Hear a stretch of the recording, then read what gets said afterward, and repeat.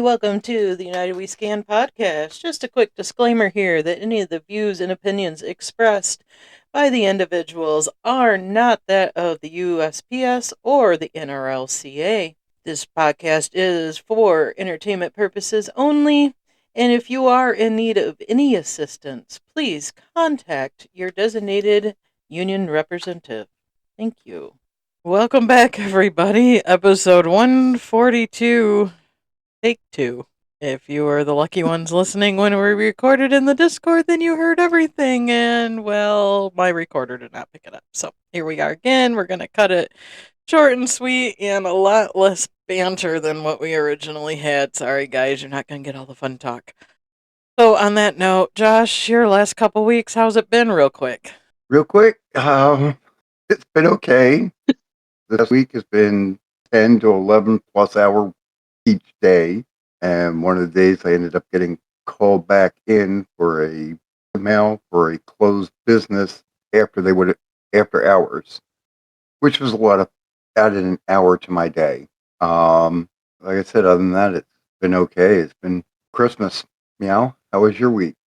The last 2 weeks have been pretty chaotic. I wouldn't say that it's been the worst Christmas ever, but it's been pretty heavy. Last week I worked about 55.3 hours, and then this last week I worked 60 hours. So my brain and my bandwidth are pretty well shot. But we're in this home stretch, and we're gonna finish strong over the next few days at least. So, how has your last 2 weeks been, Kristen? Well, my son visited, which was great. My youngest daughter's here right now, which is awesome. And work in between has been absolutely crazy chaotic. It's about just my Monday through Friday. I haven't been working my K day. So I've been still doing 51 and a half hours each. It's been crazy. But like I said, just a few more days. You all Thursday off. Yes. So tonight we're going to talk on how to join the union and a little bit of why we feel it's a good thing to be in the union. And then we're going to go over leave versus union leave and all that good stuff. So take it away, guys. So, I'm going to kind of briefly talk about why it pays to become a union member. And across the country right now, there's been a lot of union busting going on. And we're pretty fortunate that we have the ability to join a union, and that the Postal Service has, multiple different entities of different unions. So why it pays to belong to the NRLCA? The NRLCA has an effective legislative program in Congress, and they help to protect the interests of rural carriers across the entire country. And they will post updates about some of those things that are going on their union website. More recently, they were given some specific updates about the government shutdown, and there might be different bills that could affect us as rural carriers, and they help give us an update about that. The NRLCA holds exclusive recognition to represent the rural carrier craft with the United States Postal Service, and the NRLCA negotiates all labor agreements for the rural carrier craft with the USPS, including wages, benefits, and working conditions. And a big portion of this is that the NRLCA was a part of why we have the Postal Reorganization Act of 1970, and that ability for us to collectively bargain with the Postal Service. The NRLCA has been around since the early 1900s. And I know Kristen and I have kind of talked a little bit about doing, a history of the NRLCA that we can do at a future date. But so there's a lot of history and good benefits that have come to rural carriers because of the NRLCA. The NRLCA is the only one who can represent members of the rural craft in the grievance procedures, and they also it includes providing protection in disciplinary actions So if you have an investigative interview, or some people call it the PDI, a pre-disciplinary interview, your union steward is a NRLCA member, and they're appointed by them to come in and be in there for that. The NRLCA has an excellent health insurance program, the Rural Carrier Benefit Plan, and that's what we had talked about here recently because we were in open season, and if you are not an NRLCA member, you cannot sign up for that plan. The NRLCA offers, other than health programs, some additional insurance programs: dental available to all members, vision available to all members, life for regular and PTF carriers only, and then long-term disability for regular and PTF carriers only. The NRLCA also offers a rural carrier auto insurance plan and homeowners insurance, and it'll be like state specific. The NRLCA provides a monthly publication called the National Rural Letter Carrier Magazine to keep its members informed on postal and legislative matters of vital interest. And then a lot of the different state charters, they also have their own monthly newspaper that you'll receive for being a member. The NRLCA provides information and fellowship for its members at county, district, and state and national business meetings, and at informational meetings where all members may participate in the democratic process of developing NRLCA policy. So, voting on our constitution, bylaws of our organization. I wouldn't have been able to meet, Kristen and Josh on here without, having that fellowship and camaraderie within the union. There's people across the entire country that I would never have had the opportunity to meet without this union. And despite any frustrations and stuff, and there's differences that other people have and whatnot, but I'm so incredibly grateful that I've gotten to meet people across the entire country and know that you're not alone, and you can hear the different experiences from different rural carriers and different offices, and I love it. The NRLCA provides an official website for its members at www.nrlca.org, and it includes accurate, up-to-date information that affects your jobs, your wages, and the changing environment at the Postal Service. And only NRLCA members can access the full entire website. They also have an app, and it's available on the Google Play Store and the Apple Store, and it's free to download, but you can only access all of the rest of it unless you're a union member. They also will do like push notifications, so if something new has come up, like most recently this last week, there was a change in EMA, and they did a push notification, and it was pretty easy to access it and have the most up-to-date information. So there's still a lot of union members too. I'm just going to add this. There's a lot of union members that still do not have that app, and I just will scream it from the rooftops. Like, it is. I'm on that app and the website. It's the same as the website. I'm on there every single day, and there's so many questions that you may have that can just be easily answered just searching on that website. I wish it was a little bit more user friendly, but I've kind of over the years figured out different ways to access different things, especially in that steward reference guide. So because of the union, no rural carrier can be involuntarily reassigned to another craft or job in the Postal Service. Most importantly, because of this union, no employee from another craft can be assigned into the rural craft. We are protected from that by the contract that was negotiated by the NRLCA. So let's say that they demoted a manager, they can't put them in the rural craft, and the union has fought hard to protect that for us. Without the union, any one of us could be subject to being laid off. There would be no consideration of our seniority or rebidding the routes when an encumbered route was eliminated. If your route was gone, you would be too. And I think that's really important to note right now, especially in the political climate that's been going on, is that the union really they've embedded the no layoff clause into our contract. And so career employees are protected in there. Without the union, any one of us could be reassigned to another craft or job anywhere in the Postal Service, and displaced employees from other crafts could be reassigned as roll carriers, taking future jobs away from our own RCAs. So, a lot of the RCAs have put in their years and time, and that would be like ripped away from them. Only members of the NRLCA are allowed to vote on officers of the union or hold office in the union. So if you don't like the people that are making these decisions, you would not have the opportunity to change who they are or vote for them if you are not a union member. And then only members of the NRLCA can become union stewards.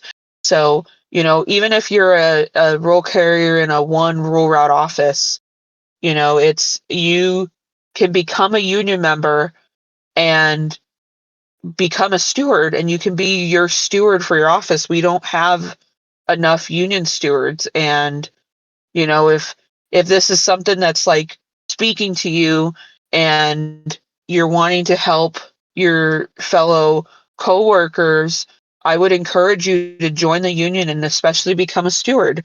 Now, that's not a prerequisite for you joining the union. There's plenty of union members that aren't stewards, obviously, but that's one of the main reasons a lot of people outside of the academy join the union. Only active craft members of the NRLCA can vote on proposed new contracts with the USPS. So this last, back in June and May of this last year, we had a contract ratification, and only about 18,000 people voted on it. And that is like the number one benefit that you have as a member, to voice, to know that your voice matters in those circumstances. And it was a low turnout, which was really disappointing, but I hope that the next one, and encouraging people to join and reminding them that this is a benefit that you have in being a member of the NRLCA. Only members of the NRLCA have access to union-provided assistance with workers' compensation claims. They have a union employee that's a OWCP specialist that you will have access to in becoming a union member. So if a lot of this information speaks to you, I would encourage you to go onto the union website, which is nrlca.org. And on the very front page of the website, it says, you'll scroll down and it'll say, oh, where did it go? Oh my goodness. It'll say quick links, and it says how to become an NRLCA member. Now, a lot of the people that join the union are typically joining it at the academy as an RCA. And I know personally, like, I was on the fence and I had no idea. And I'm so glad I joined, and that I've been a part of this for as long as I have been, like since I was on RCA. I mean, like, there's so many experiences and people that I've met, but a lot of people who are just working think it's too much work, or they don't understand the steps that you need to take to become a member. And I would encourage you, if you have a union steward, to reach out to them. But also, this is another source for you. So you go onto the nrlca.org and then scroll down, and it says how to become an NRLCA member. And so to be able to join the NRLCA, you must first be employed by the USPS and work in the rural carrier craft as a regular, substitute, RCR, RCA, or ARC. If you have any questions concerning the appropriate membership dues rate, please consult the dues chart. And so if you are on the website, there is like a whole chart, and it specifies it's specific to which, if you're a PTF, if you're regular, or an RCA or an ARC, or if you're a retiree, and it'll have the dues. Typically, right now, the lowest dues, sorry, the average dues in the entire country are $840.19 a year, or $32.32 a check. And for RCAs, I think it's about, where did it just go? It's about like $8.50 a check, or I think it's like $296 a year. And that's the average, but you'll have to look at that chart, and it breaks it down by state, a little bit more specific. So then, after that, you're going to go down to step 3. It says, if you have specific questions about the membership in the NRLCA, a list of the appropriate state secretaries is available by clicking here. And so then you can click on there, and you can choose which state you're in, and each of the state secretary treasurers are listed on there, and it'll have their address and their phone number. And I would just get a pen and paper or screenshot it and save that information for yourself so that you have it, because you're going to need it. And then step 4 is you may then complete the NRLCA form 1187. And it's a PS form 1187. It's the dues deduction, and it's authorizing the post office to take the dues out of your paycheck. You'll need your social security number, your employee ID number, and then it'll ask like your basic information, your mailing address. It'll ask your postal installation and the zip code of your installation. And then it'll also ask for your installation finance number. Now, your installation finance number is on your PS Form 4240 trip sheet. That's like probably the easiest place for you to find it, or it's on your pay stub, or it's on your Form 50, or you can even ask your manager. Some of them have it memorized. So, and that's where you'll get that information. And then after that, then you're going to print the form, fill in the blanks, and mail it to your state secretary of the state where you work. And so that's why you wrote down that information for your state secretary, and then you'll mail it into them. And then don't forget your stamp and put your information on there. And then after your completed form is received and processed, you will receive your official membership card, and all your benefits of membership begin. And then congratulations on becoming a member of your union. And I just want to emphasize that, because the union isn't one person. It is thousands of people coming together to better the rural craft. And it doesn't just take one person. And there's going to be, a lot of the time it's small steps in a better direction. And there may be some frustration, but it honestly takes every single person to make the union what it is. And, it's, there's, regardless of if you're a union member, the union still has to represent you, but you just won't have any say in the inner function of the union. So that's why it's really important to join. The other thing too is, if you want, and this might be a little bit easier for you, is that some people have like the union recruitment book, and on the back of that book has like a 1187 form for you to fill out, and you can just mail it in, and that'll go to the national office, and then you'll become a dues paying member that way. Another thing that we briefly talked about earlier too is that some people are a union member and they've moved and they aren't getting their newspapers or magazine. Please make sure that you contact your state secretary and that you've given her or them the most up-to-date address that you have, so that you're insured to be getting everything that you should be getting in the mail. Same thing with the postal service. I mean, you can go on, you have to go on to Light Blue, and then I think it has like a change of address tab on there. So just make sure, because we've had, I don't know, and that if you have an apartment, you put the apartment number. Because I've had a bunch of those right now, a bunch of insufficient addresses at Christmas time. And somebody also suggested that you could actually even make a copy of the 1187 for yourself, if you really want, as well. So I think You that's can all just of it, right? Google search it. PS Form 1187? I believe so. PS Form. Yeah, but if you go onto the union website, at least you can get the Secretary Treasurer information with it. Well, this is true. Yeah, you I can just Google said it, that. but it brings up. Yeah, see, I other just ones. said you could and print out the form. okay. Yeah, you can Google it, but it's just easier on the union website, nrlca.org. And that's the biggest thing, and I know I preach in that part. Being a member, I mean, the smallest thing that you can do is the easiest, and that's vote. Whether that's voting for ratification on a contract, which I preach that every day. That's your choice to vote yes or no. But please vote. And then you can vote your local officers at a local meeting. You can vote in your state officers. You can vote, be put your name in the hat to become a delegate. You can vote for your delegates. That's where the steps, the Yep. easiest ones are, is just voting for the things that you can vote on. Yep. And voting and delegates and going to the different conferences and conventions. As a member, or I should say, you have a member to attend most of these events. Yes. And which means that you need to take leave to get off.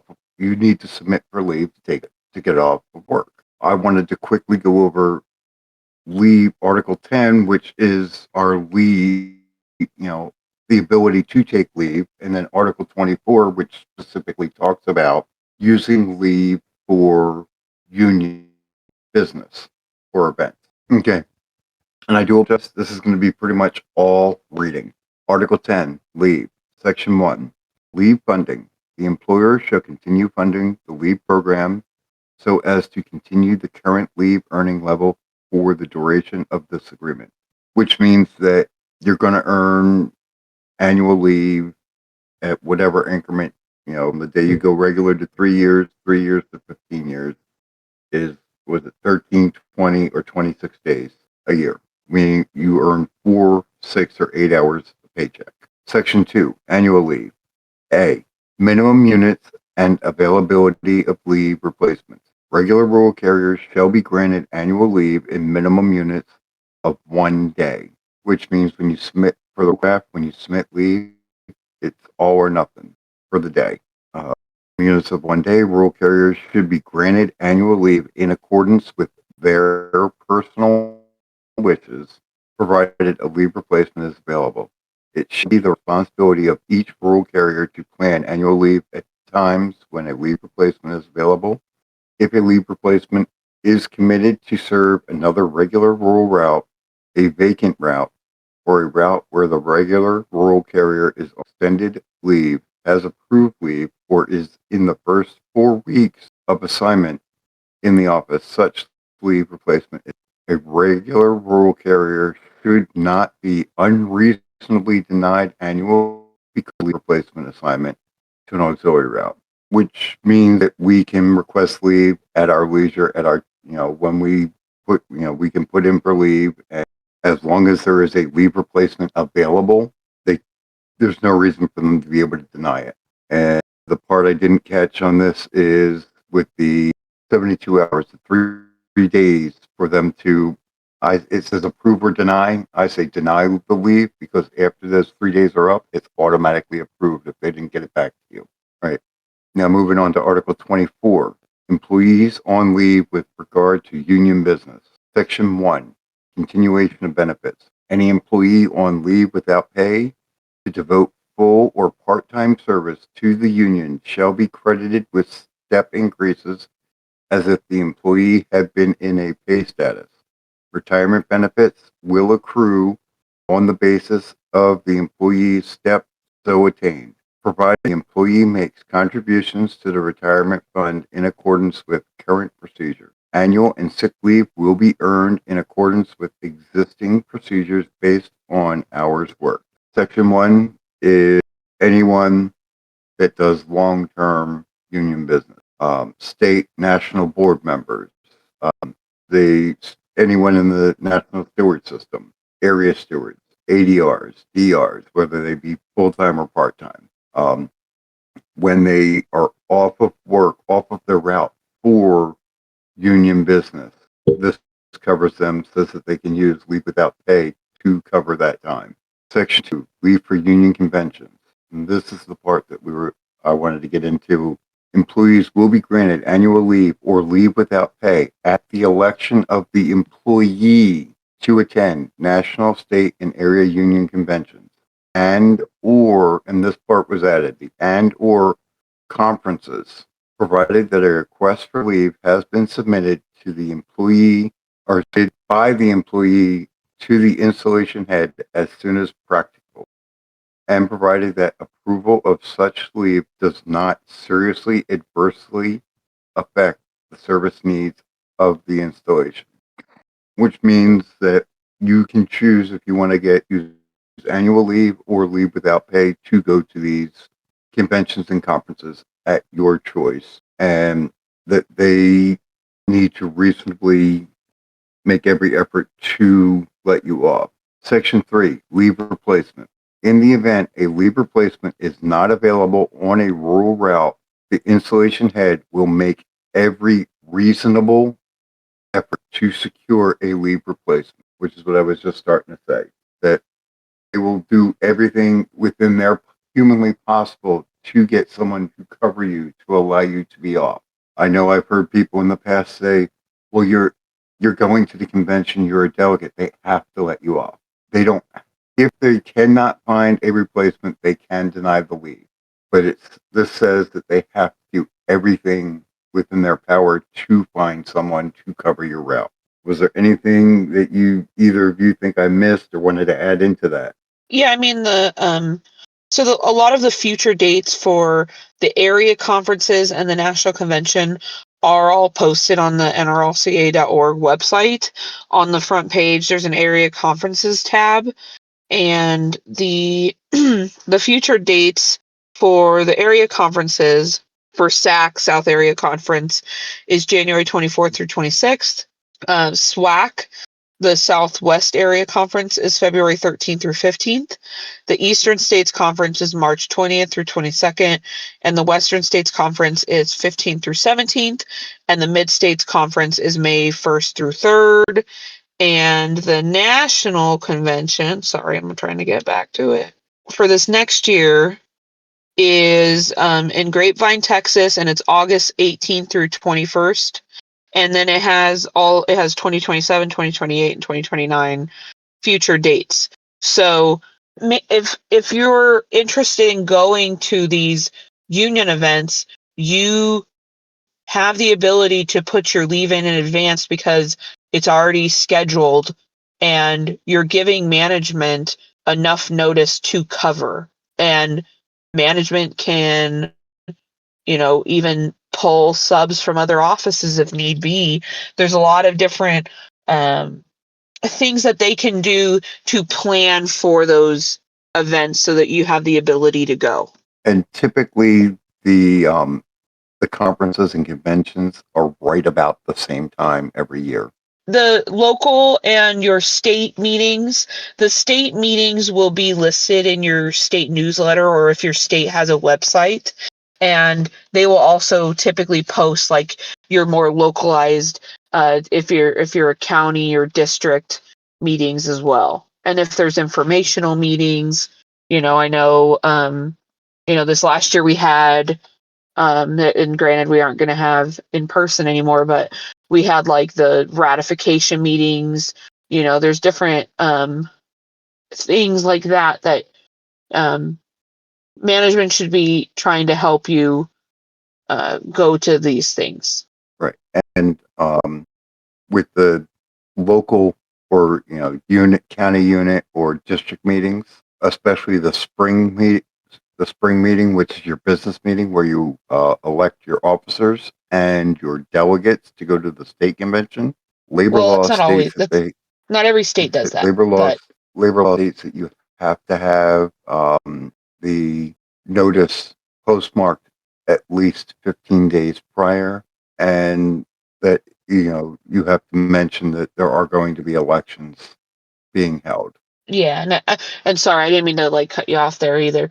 Yeah, I mean, not every single state does functions in that way, but They are labor law, and they are supposed to notify you 15 days in advance of those meeting dates. Right. And So that hopefully is, a lot of them try and plan for the future, and so a lot of those dates are usually listed on their websites or their newsletters. Kristen, do you have anything that you want to add to that, or? Not that I can think of. Pretty much covered it. Hello? I know, I'm trying to think. Oh, Hello. yeah. Well, like I one of was trying this to think comment here too. says, when you fill out the PS 1187, make and keep a copy of it for yourself, just in case something happens and it has to be resubmitted. Yeah, I mentioned That way that. you don't. Yeah. All right, we're ready to wrap it up. I know. I'm sorry. I saw his comment on there earlier. Yes, guys, thank you for sticking around so we don't have to try and do this later this week. Because Hey, I don't know if that's going to be I'll something wait. possible. always happens. I'll wait for. Yep. Hey, my mic worked for 2 episodes tonight, Woohoo. so I'll wait for Meow to mute herself to do my outro. Oh, for me to go. Yep. Go All ahead, right, Josh. Your final words for this we are in evening. the final week. We are in the final stretch here. Tomorrow, Monday, is the last Final Monday countdown.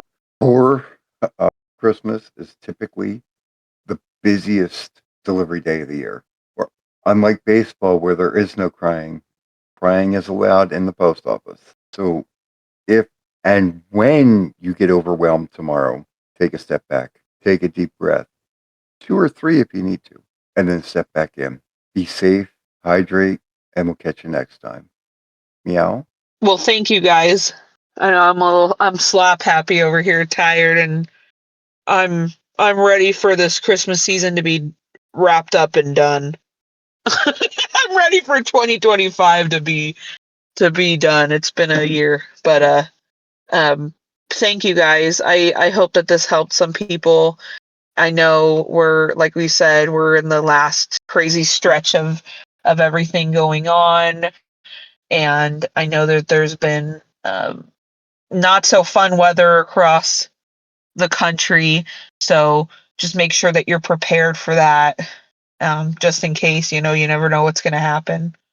And I know this last week I wasn't drinking enough water and was getting real grouchy and then not feeling too great. And then I drank some water and went, oh, I should have been drinking water all along. So I need to heed my own advice. But in this next week, I mean, I know that the holidays can bring up a lot of different feelings for people. And, when you're freaking out because you got, you know, 300 parcels sitting in front of you, don't be afraid to call EAP if you really need to. And the phone number for EAP is 1-800 EAP for you. It is also, oh my gosh, I just had it. It's 1-800-327-4968. And seriously, there's no shame in it.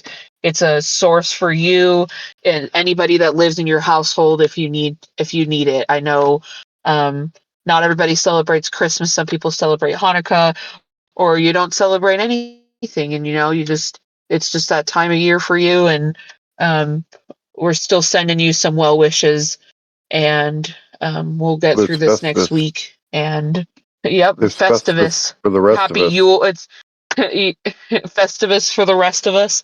I mean, what is it? Today's the first day of winter, isn't it? It's the Yule. winter Yep. So, but solstice. Longest night of the yes. year. And then we start getting not so. Yeah, We after start tonight, getting you longer start getting, days again. yes. Yep. We get more light starting tomorrow.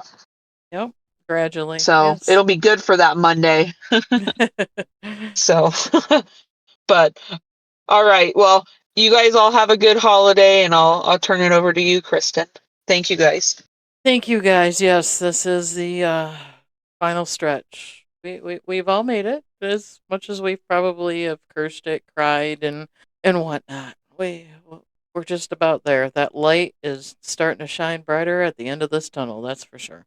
So, on that note, guys, please stay safe this week. Those that are getting the weather, I've been dealing with all sorts of weather the last 2 weeks and working 12-hour Mondays, so I'm expecting the same tomorrow. So, yes, please stay hydrated. I too have to remember to take extra water with me.